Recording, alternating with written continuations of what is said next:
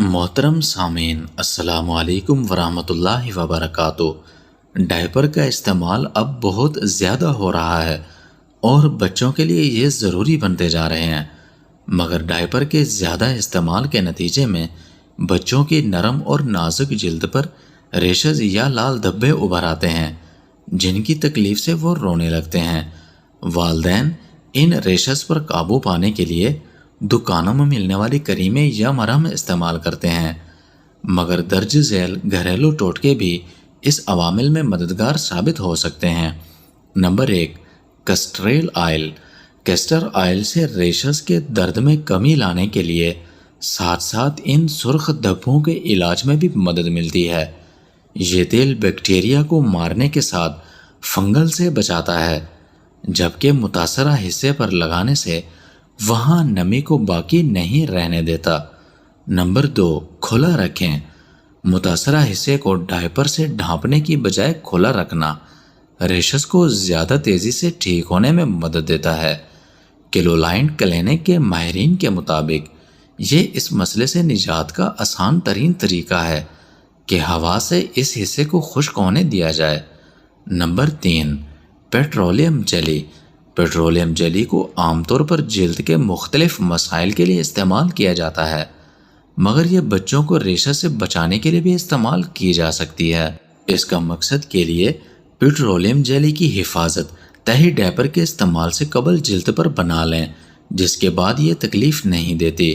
Number 4، diaper fitting. بہت زیادہ tight diaper سے بھی ریشز کا خطرہ بڑھتا ہے۔ والدین کو یہ خیال رکھنا چاہیے کہ ڈائپر کو زیادہ ٹائٹ نہ باندھیں۔ Number 5، baby wipes. Baby wipes کے استعمال سے گریز کریں، اگرچہ بچے کے ڈائپر والے حصے کو صاف کرنا ضروری ہے، مگر بیبی وائپس سے ریشز میں خارش زیادہ بڑھ سکتی ہے۔ کسی بچے کو ڈائپر ریش کا سامنا ہو تو یہ زیادہ بہتر ہے کہ اس حصے کو نرمی سے بغیر خوشبو والے صابن اور پانی سے صاف کریں اور پھر اس کو خشک کر دیں۔ نمبر 6، غذا۔ بچوں کو نئی غذا سے متعارف کرانا فائدہ مند ہوتا ہے، مگر کچھ مخصوص تیزابیت والی غذائیں جیسے ترش پھل اور ٹماٹر سے ننھے بچوں کو زیادہ پیشاب اور پخانے کا سامنا ہوتا ہے، جس میں تیزابیت زیادہ ہوتی ہے اور خارش کی شکایت ہوتی ہے۔